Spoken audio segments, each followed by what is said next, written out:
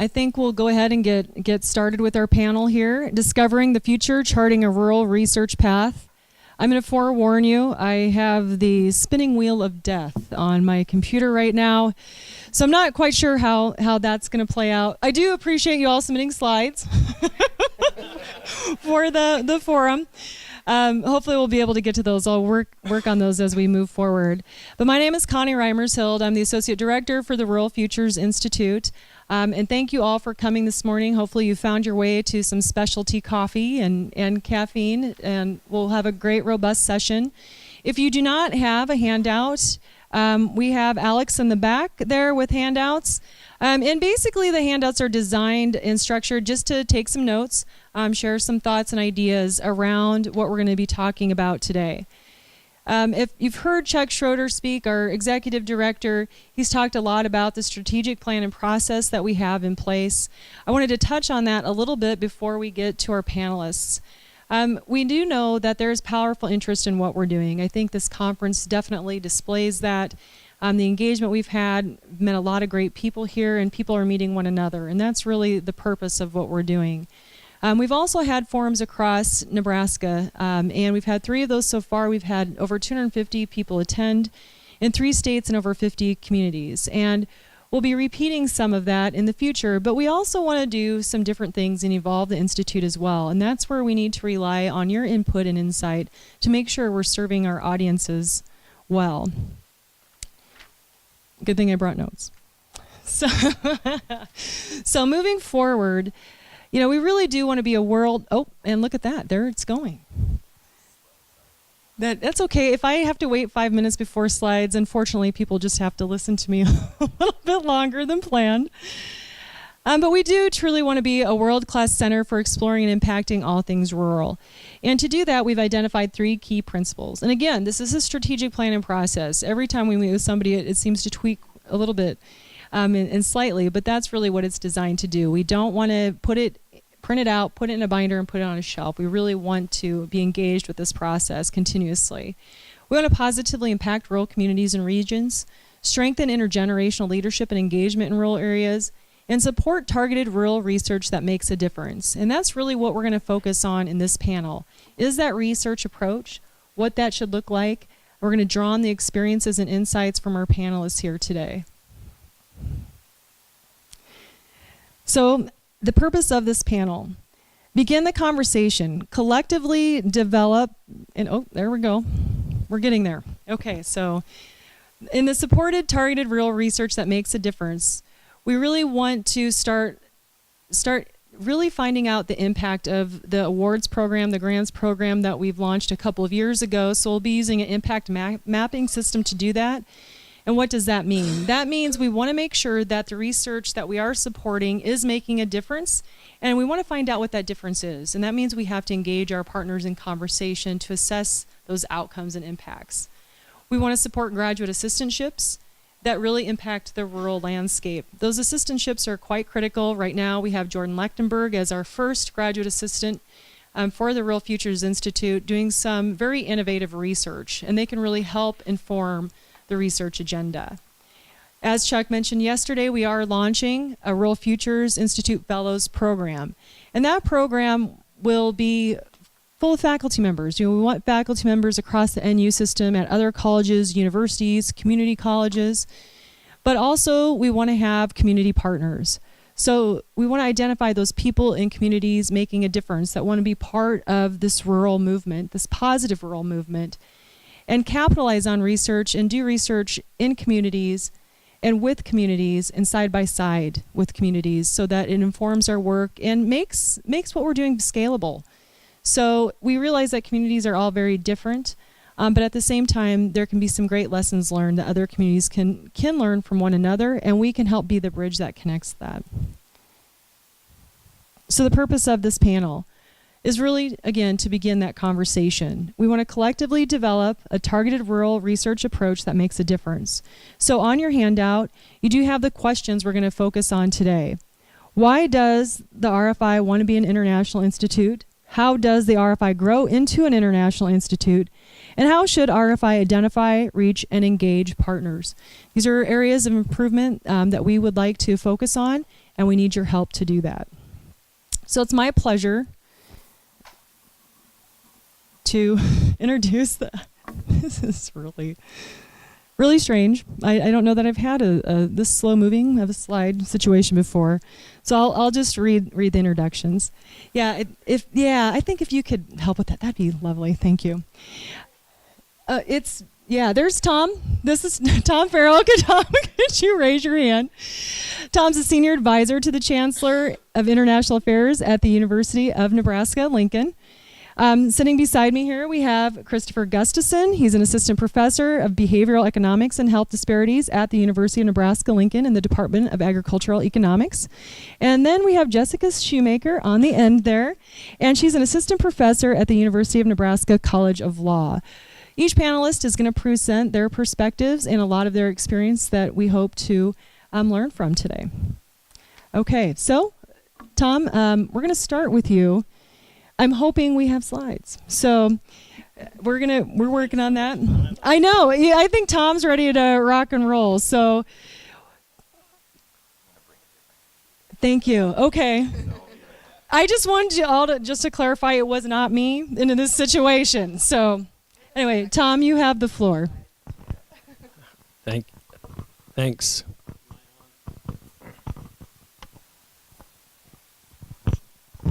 Good morning. It's nice to be here with you and my fellow colleagues from the University of Nebraska-Lincoln. I was very pleased to be able to explore with you and colleagues at the Rural Futures Institute how one works within an institute to build global partnerships that advance the research agenda. And I think as Connie alluded to, my role here is to demonstrate a path that another University of Nebraska institute successfully took to engage internationally, and maybe using that as an example, have colleagues here and you think about ways that the Rural Futures Institute could engage as well and move forward, especially the research agenda. But I think before I get too deeply into my presentation, and luckily I don't mind filling space when I don't have a visual aid, before I get too deep into that, there are a couple of important distinctions to make between the Water for Food Institute, which is the institute with which I'm most familiar, and the Rural Futures Institute. And I hope I remember to go back to these distinctions as I move through this presentation. From the very beginning, international engagement was an integral part of the thinking and the vision for the Water for Food Institute. It was part of what Moens Bai and the Doherty Foundation wanted to see when they were making this contribution to the University of Nebraska to set up the institute. It was it was a large part of the institutional discussion that took place both at the central administration under President Milliken and especially at UNL under Vice Chancellor Prem Paul and others. Remember, we're talking about an initiative which was germinated really about 2008, 2009. In fact, before the Doherty Foundation made its gift to set up to substantially endow the institute. It was a commitment to international engagement that really had the backing of the leadership within the university system, the institutions that were going to be supporting the Doherty Water for Food Institute. It was a commitment that pre-existed the hiring of staff for the institute and pre-existed the hiring of the executive director. So really, those creators made international part of the DNA of establishment of the Water for Food Institute. They, if you will, genetically modified the institute's makeup to make international a central part of it. And that's not something that as I've looked at the literature associated with the Rural Futures Institute, that stands out in the same kind of way. And I think that will be, in some ways, will make things maybe more challenging for those of us who want to see more international engagement to build. Are my slides up yet? As we look at making international more a greater part of the research agenda for Rural Futures Institute. So why did they want to do this? The Water for Food Institute was certainly meant to be an institution, an entity that benefited the state of Nebraska, benefited the University of Nebraska and its constituent campuses, and benefited the field. And I think the leaders at that time felt that there was no way, despite all the expertise and both in science and technology that existed here and in policy in terms of water management and sustainability, there was no way that Nebraska could fully advance its mission to benefit Nebraska without including resources and partnerships overseas with other entities, with researchers, and with other institutions. That Nebraska did not have a lock on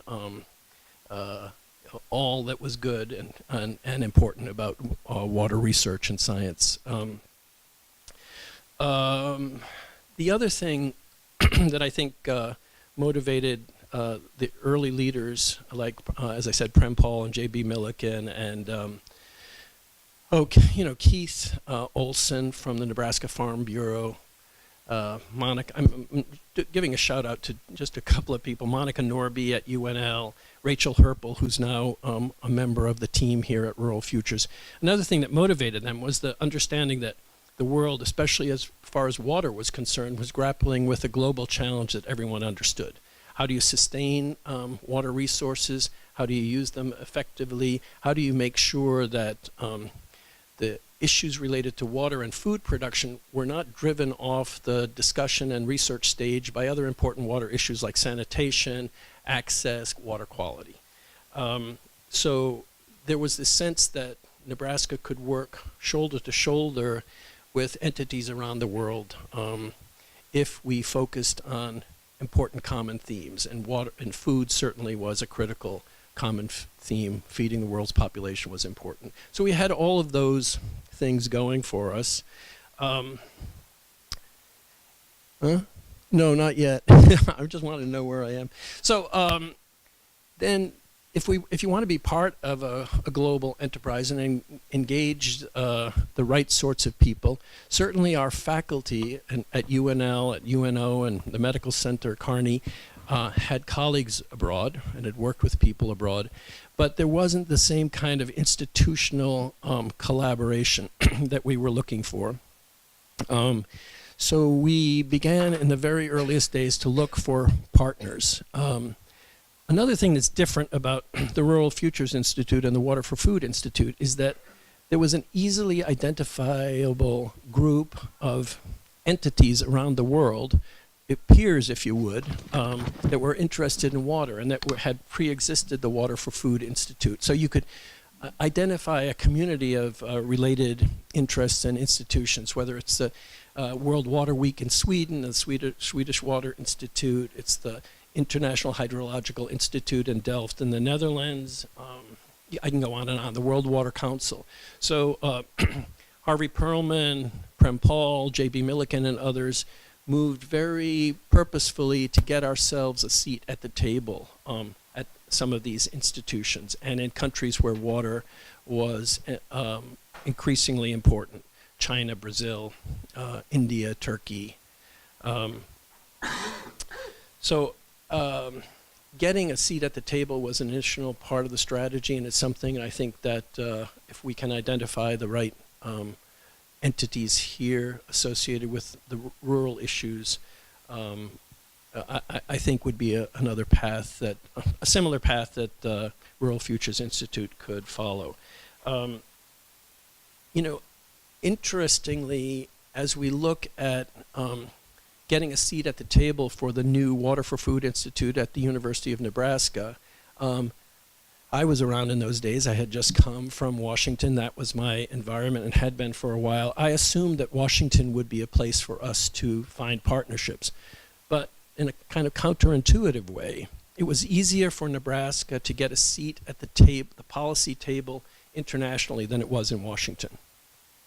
Internationals in Sweden and in Holland and India and China and other places clearly recognized Nebraska's role and capacity in irrigation, in food production, in other key areas that weren't necessarily on the front of the minds of big Washington funding agencies, especially in the federal government. USDA certainly did know this for sure, but USAID, the State Department, who's in charge of international water policy, didn't see Nebraska as a go-to place, the University of Nebraska as a go-to place for collaboration and research. In fact, I was told, go away, Sonny.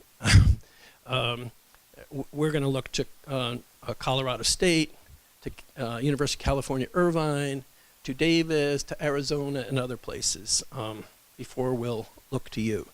So in a very nice way, but in an interesting way for me, getting a seat at the international table, we could then use the credibility we had internationally to go back to Washington for funding and for collaborative activities. You know, as I said, getting a seat at the table meant pursuing entities that were involved in water. And so we used both our faculty's interest in Stockholm World Water Week and in the World Water Council to make presentations at the World Water Forum in Marseille, to make presentations in Stockholm, to seek entree with other entities. In China, for instance, the kind of seminal early work that Ken Kassman was doing in water usage and reducing inputs in maize cultivation in northeastern China was a door we opened with major Chinese institutions to get ourselves in and to talk about water more effectively. So we did, of course, use the faculty. They brought credibility. But at the same time, we used institutional leadership. So the president was actively engaged. The chancellors were actively engaged. And the vice chancellor for research here at UNL was a committed proponent for this institute. So the Water for Food Institute and Nebraska's research agenda were never separated. They marched down the road hand in hand. And I would think that this is another element, another path to success that we might follow.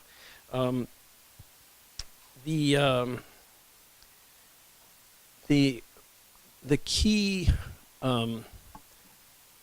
approaches that we made to other important world powers in the water sector, whether it's the Netherlands or Brazil, China, India, have, in addition to opening doors, we worked collaboratively on joint research projects, whether it was salt and drought tolerance in India, whether it was water sustainability in Brazil and the health of the aquifer there, the health of the aquifers in the Middle East region, Swat Irmak's evapotranspiration models and the data that was being collected around the world as well as in Nebraska.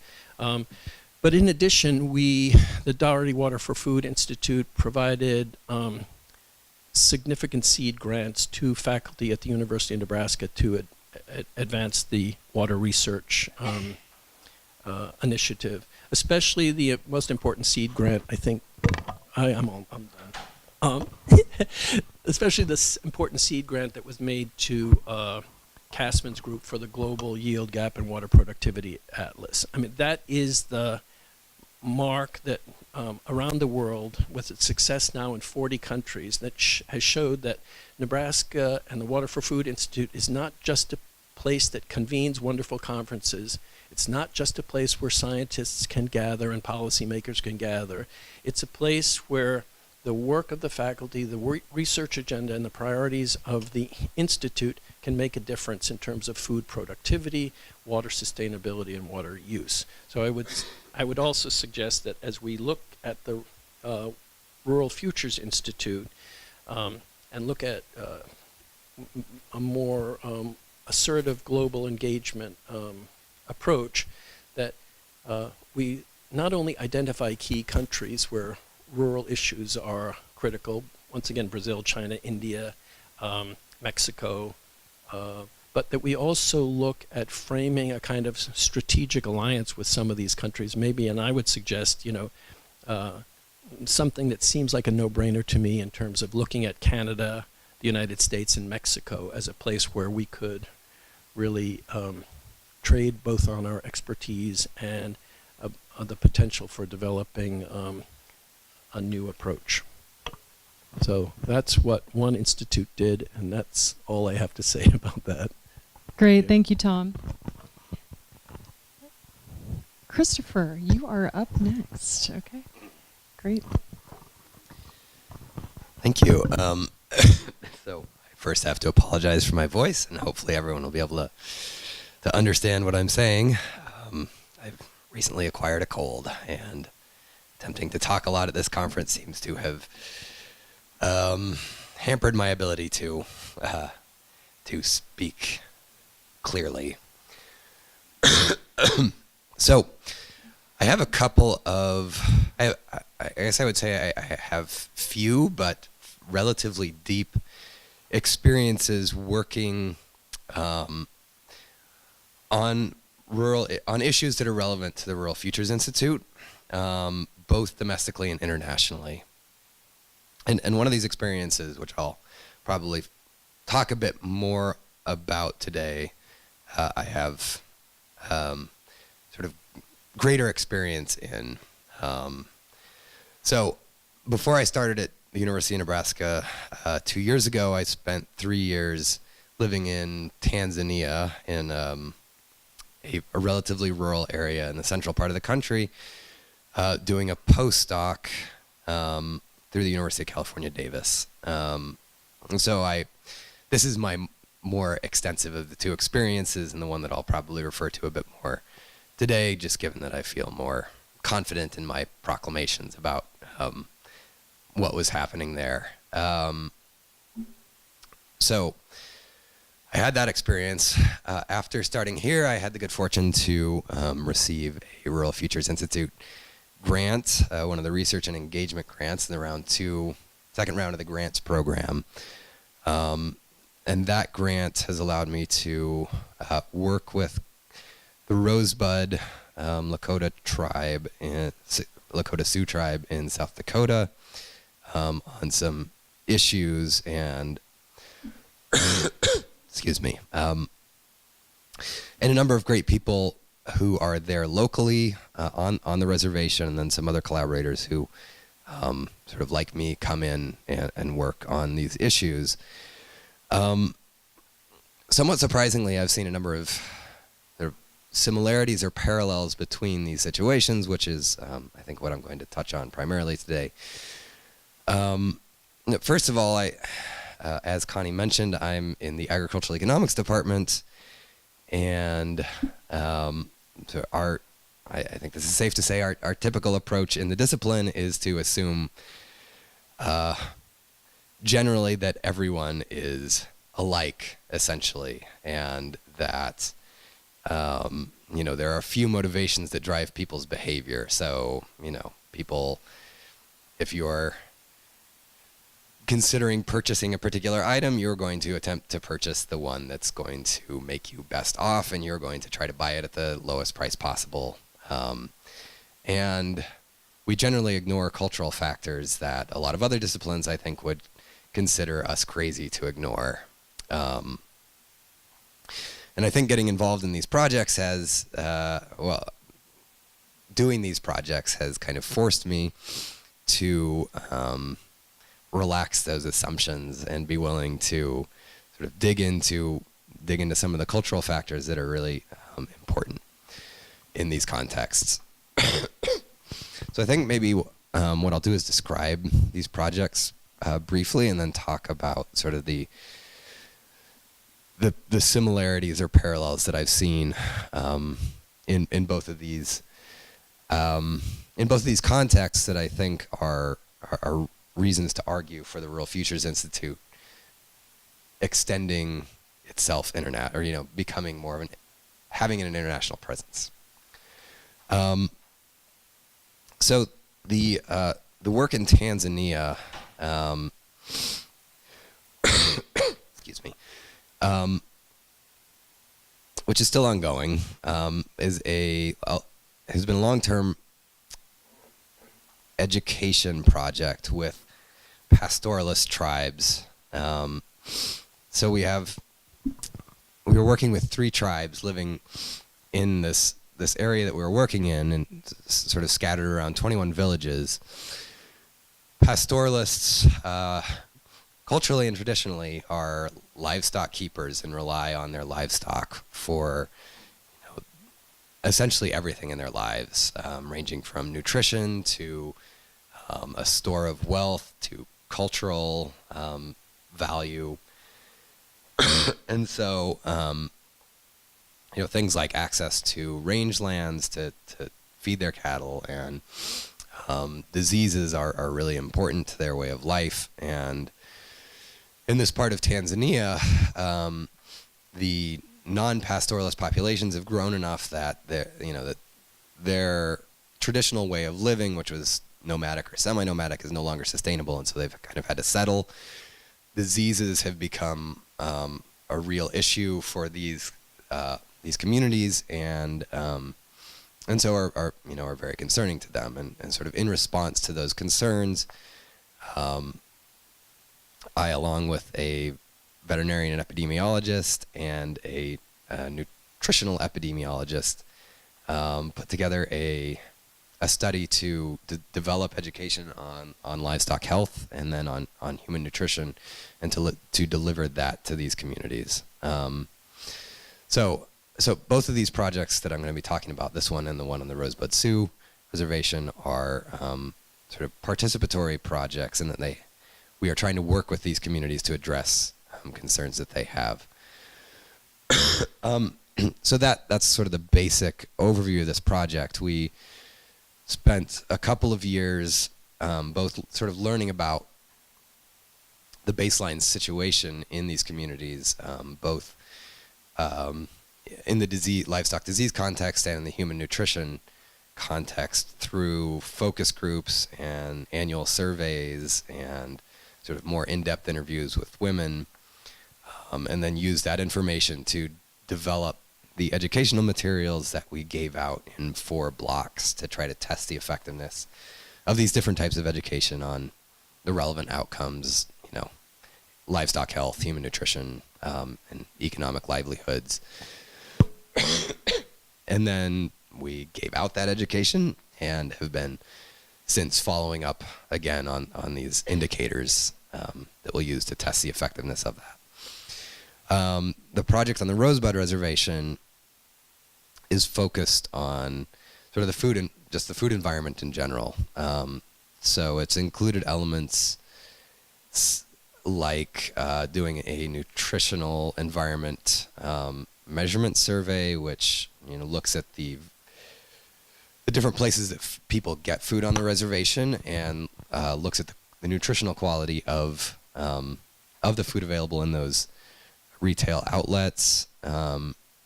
We have done focus groups with the sort of younger adult generation on the reservation, as well as with tribal elders, to look at their perceptions of the food environment on the reservation, as well as what they consider to be healthy food and motivations to eat. Whether they view food as a concern for them, and an important input to a healthy life.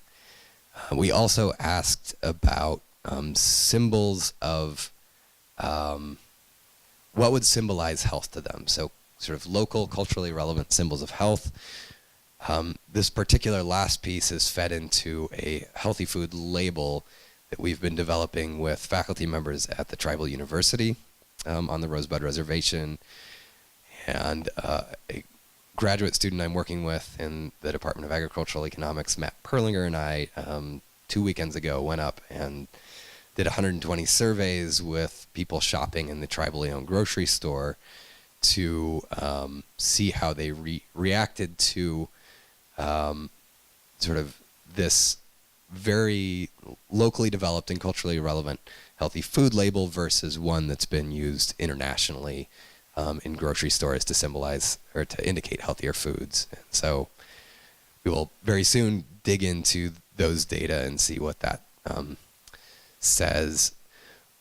We also have a number of other pieces that include trying to get youth engaged. So there's been a project with middle school students.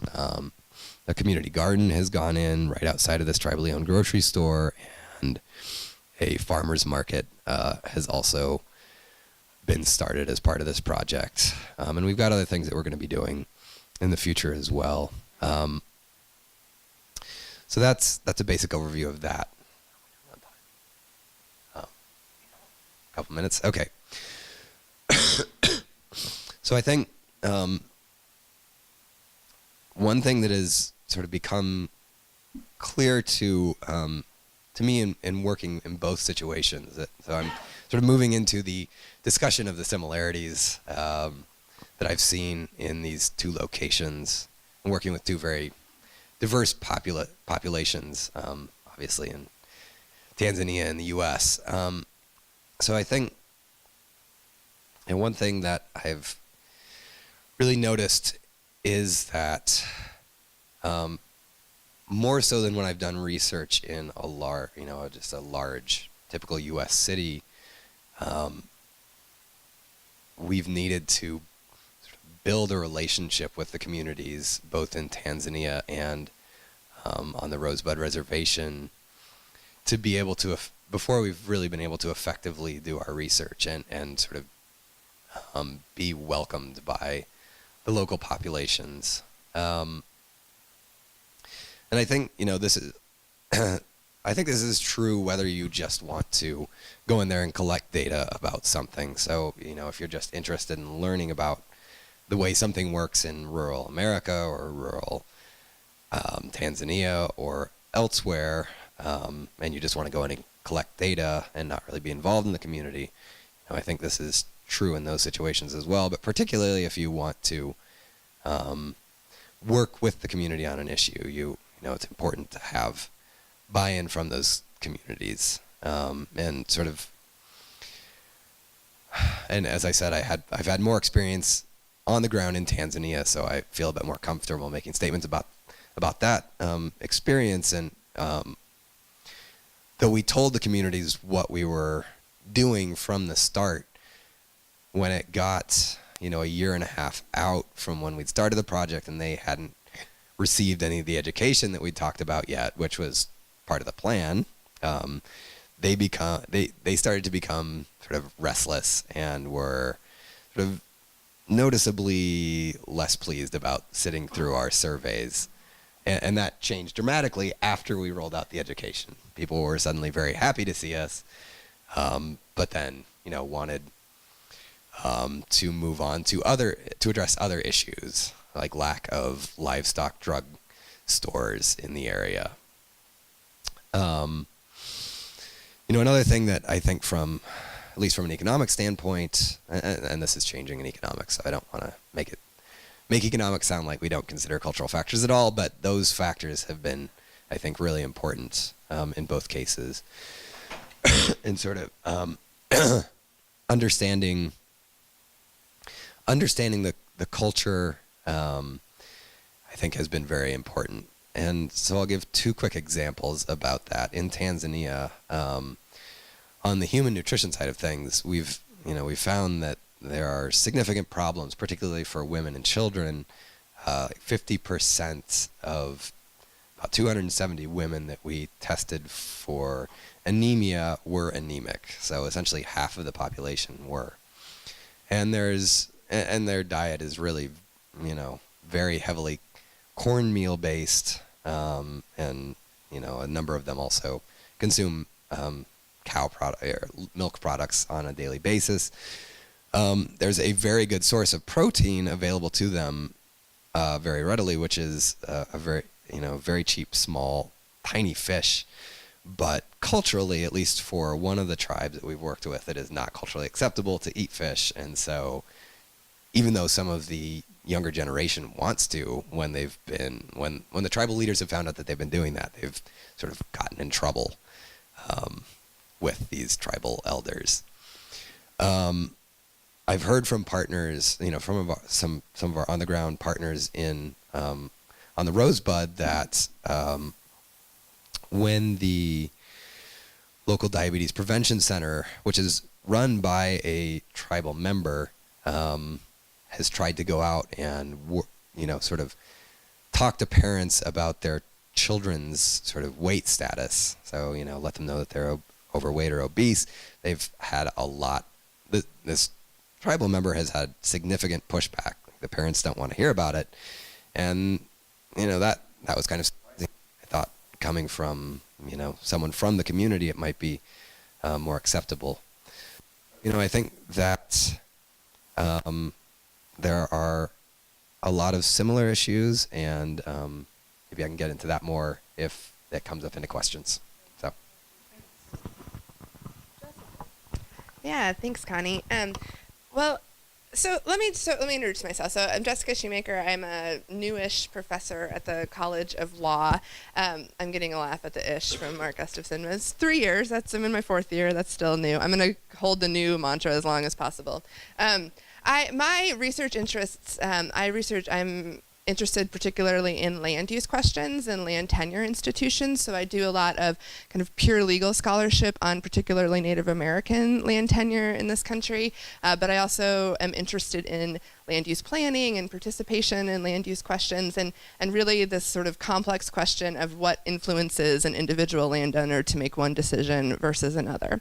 Now, I tell my students that a good lawyer is really just a good problem solver, and I was a lawyer for 8 years before I was a law professor. And so I will also tell you that kind of start this whole endeavor with a bias towards, I'm very eager to do interdisciplinary and transdisciplinary work, because as a lawyer, although everybody thinks the law is to blame or policy is to blame for everything, when you actually want to solve a problem, it's often law plus something else or policy plus something else, whether those are cultural or social things or economic conditions or a whole list of other holistic concerns that are at issue. So I'm very sort of pro bringing lots of people to the table and doing that kind of work.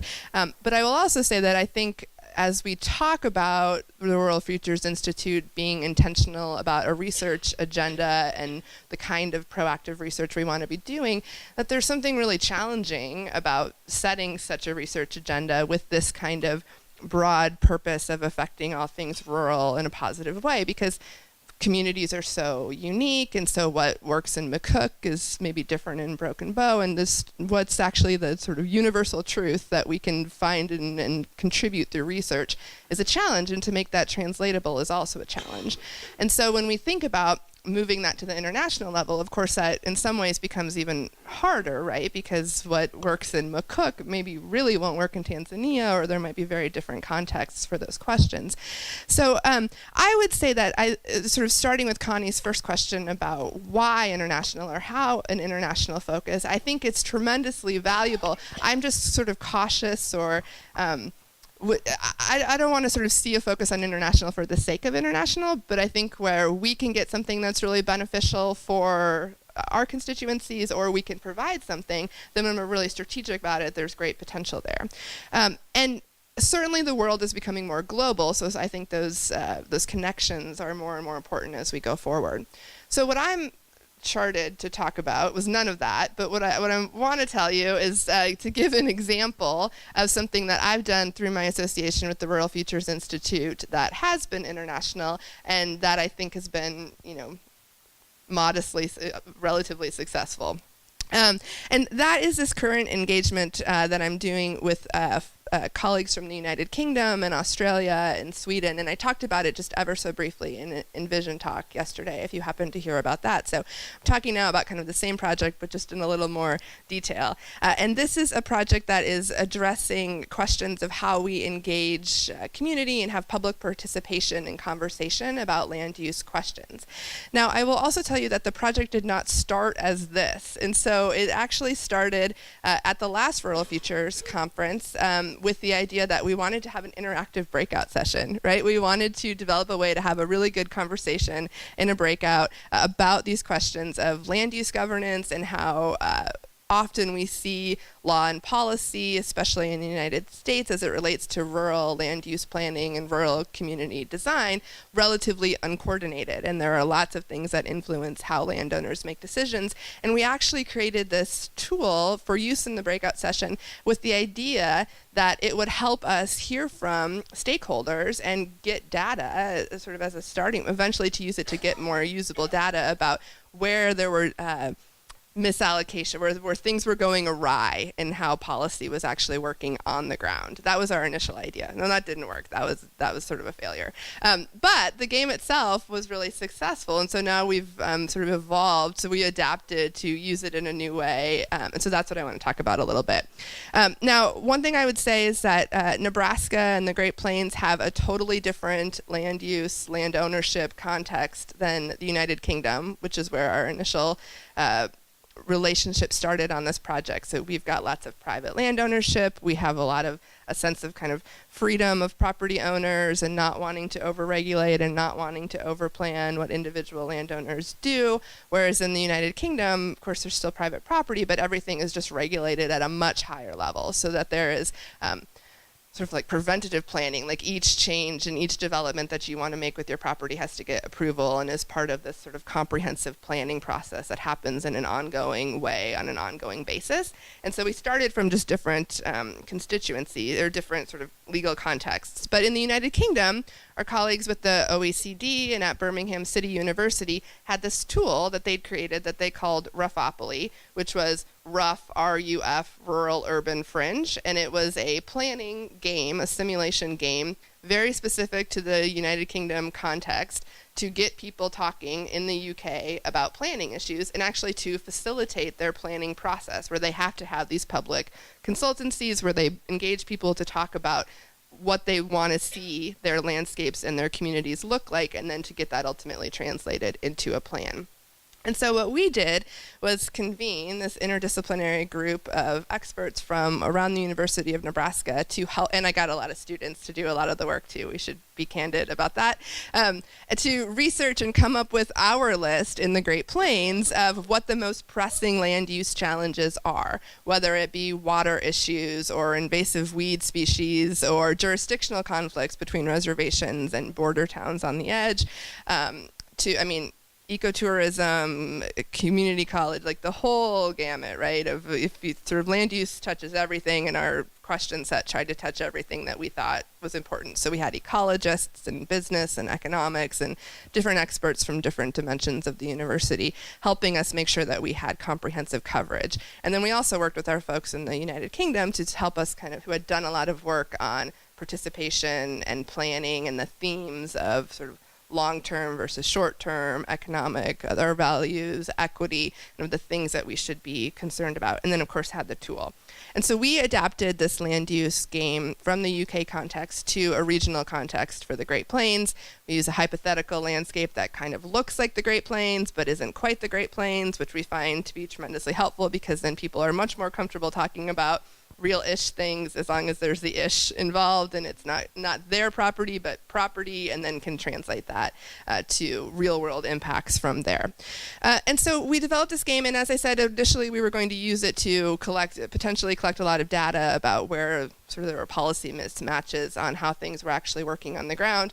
And the participants were kind of totally uninterested in doing that, or just didn't sort of work the way that we expected. But instead, we heard what exactly the folks in the United Kingdom had heard, which was that participants really valued the ability to have that conversation about property use and land use and creating a vision for their respective landscapes and their spaces.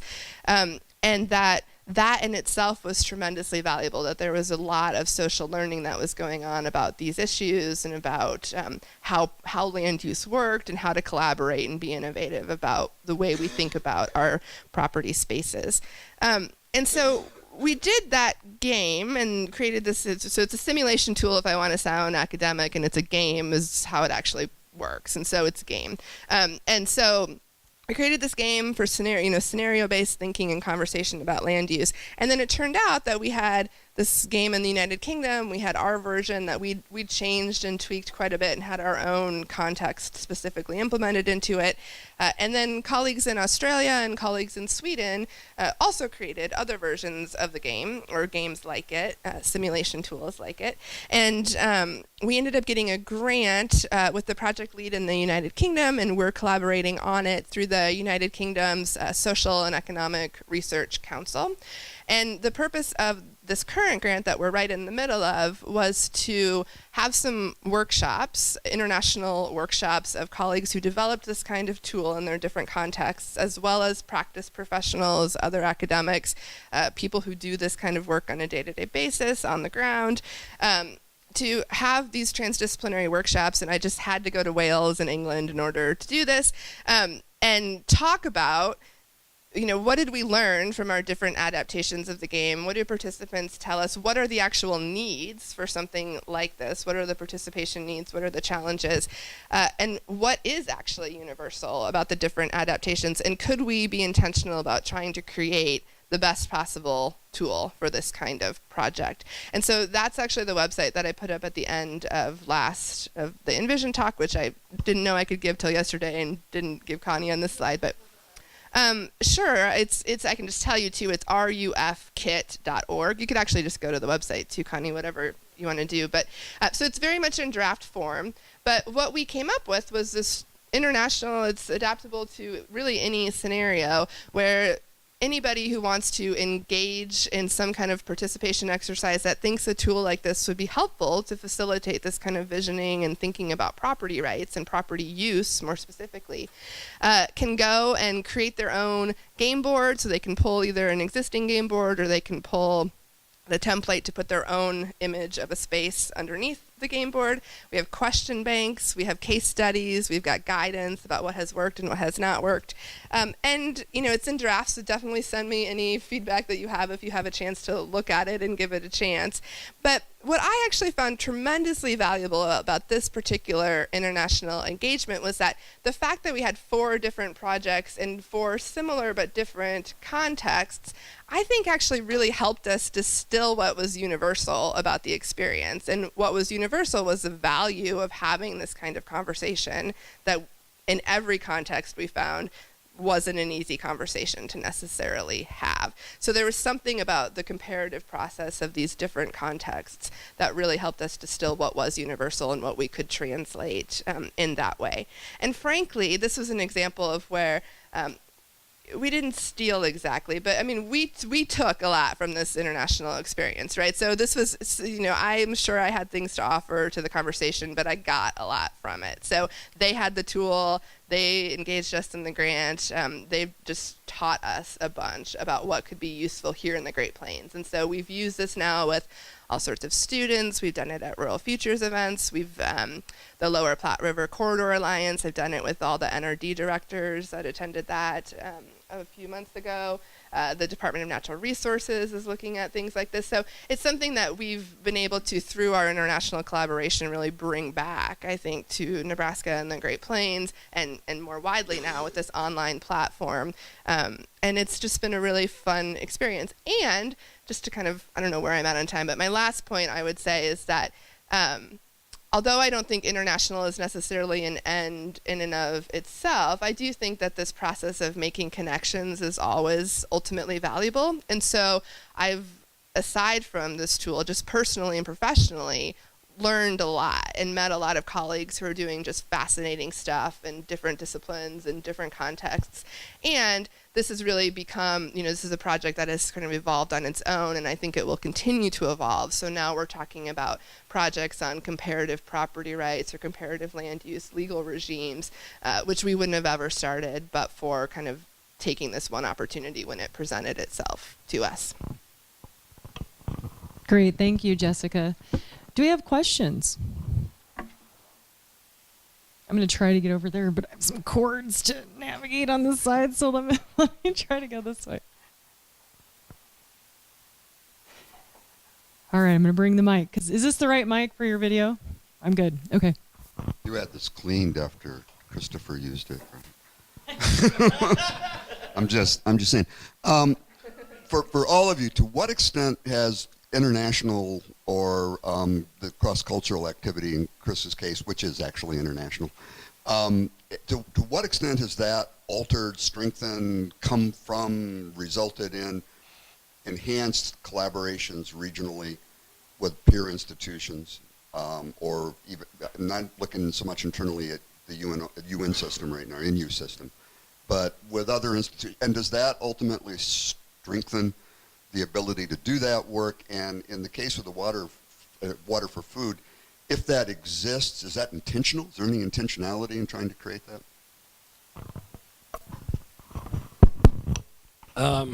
That's a great question, and gets at the heart, I think, of one of the challenges of the Water for Food Institute. Because from my perspective, the Water for Food Institute has made tremendous collaborative efforts with results from peer institutions overseas to a much greater extent than has made with institutions in the United States. And I know, in fact, at the board meetings of the Water for Food Institute, a couple of the board meetings, former President Milliken and others have strongly urged the Water for Food Institute to become more engaged with U.S. universities. So that's my. It doesn't really answer your question, because I don't think there's the same, at least until 6 or 7 months ago, there hasn't been the same kind of same sort of collaboration. You know, we have a fabulous relationship with Wageningen University, unquestionably one of the top leading universities in the world, but not so with other institutions. Okay, that's reality. Do you want to answer? I mean, so our project is at such an early stage that we haven't actually, I mean, I've had South Dakota folks reach out to me about the tool, but it hasn't yet done that for us. But so I would say in both cases, yes, in terms of, I think that both of my experiences have facilitated building relationships with researchers at other regional or U.S. institutions. One of the things that I had written down as a note to talk about when I was talking but didn't get to was that our experience in Tanzania, and I think the same thing is going to happen on the Rosebud Reservation, has getting to know the local community and their priorities and sort of gaining their trust over time has led to sort of branching out of projects. And so in Tanzania in particular, that led us to reach out to some other researchers who had experiences in, a priority of the community that our team didn't have. And so it started a collaboration with a researcher at Utah State University. The Rural Futures Institute project, just from its very beginning, we just kind of jumped in with some people that were sort of coming together for the first time. So from the very beginning, we established some new relationships there. And I think moving forward, we'll probably need to reach out to other people with expertise in other areas as well.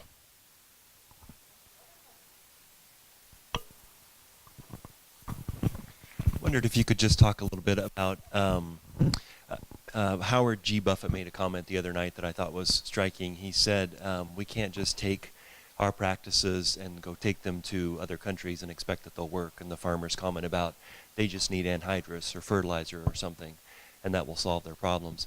As you think about, Tom, you mentioned Canada, Mexico as countries. I mean, I think of Brazil, the UK, Argentina, other developed countries that have rural landscapes. Yet there isn't the land grant mission of many of their universities like we have in the U.S. So how do you, when you think about the Rural Futures Institute having international presence, where it adds value and receives value, how would you go about kind of applying some of those and thinking about this is appropriate in these landscapes, but maybe not in these parts of the world where you could start to develop those connections? I'd like, if I could, Matt, to give you two kind of answers, because I think there were I got two questions. As I suggested at the end of my little presentation that, the Rural Futures Institute might look at Canada, the United States, and Mexico. Very important region, issues of international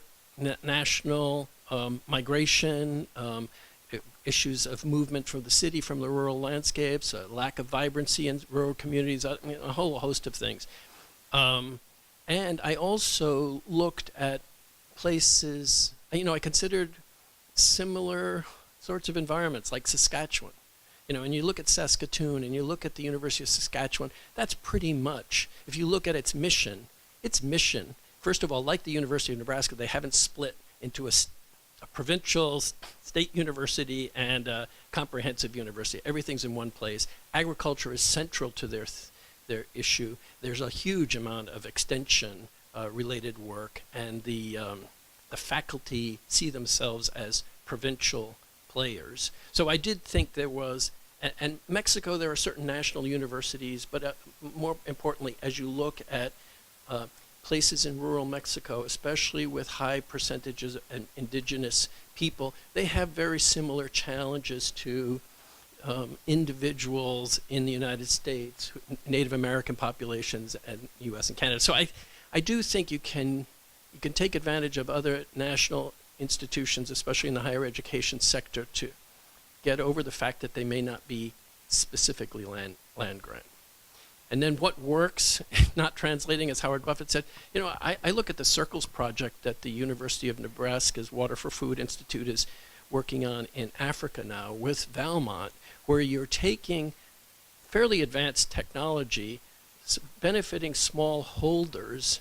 I mean, advanced technology that here benefits production agriculture in large part, or very large family farms. And in Tanzania and some other places, you're looking at it covering small holders of subsistence farmers clubbing together in a cooperative thing. So I think there are ways to bridge that as well.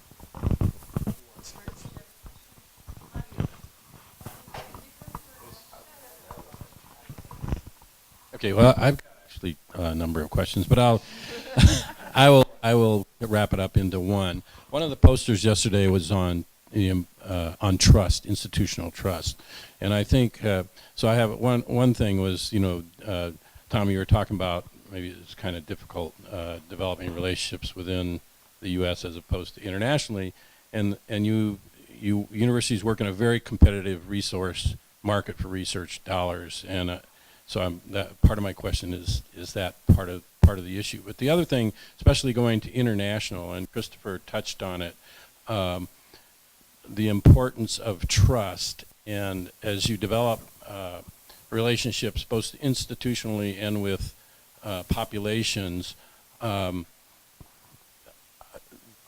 building trust has a cost to it, and so just reflect on the role of that trust and building that trust in success with international relationships.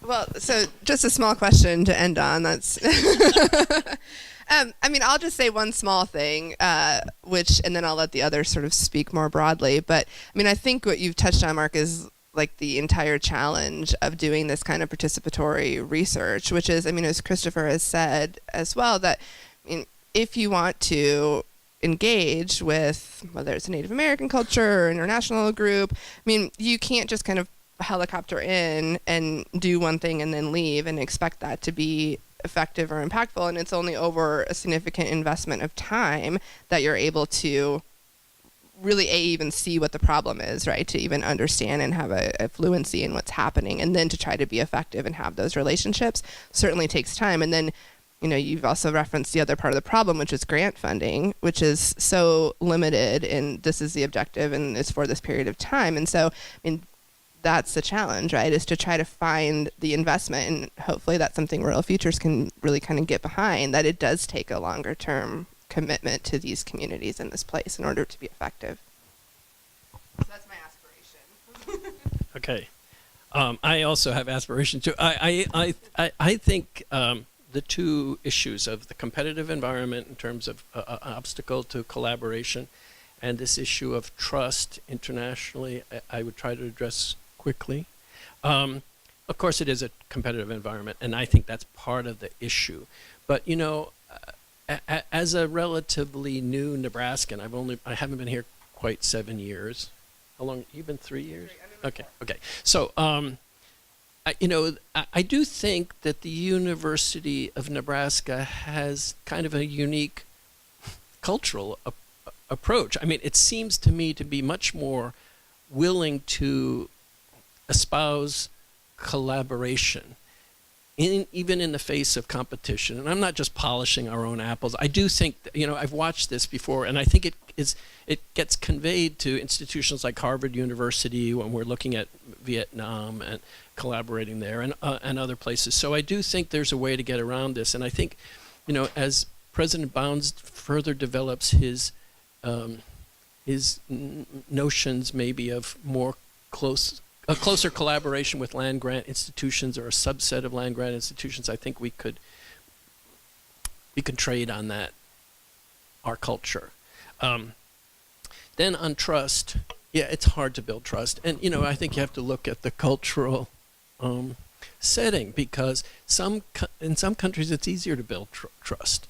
Or you get, after a while you actually get demonstration that people trust you. It takes a while to get anything done in India, but recently with the Indian Ministry of Science and Technology making a major award to the University of Nebraska on the water fellowships, they have never done that before to one sole institution.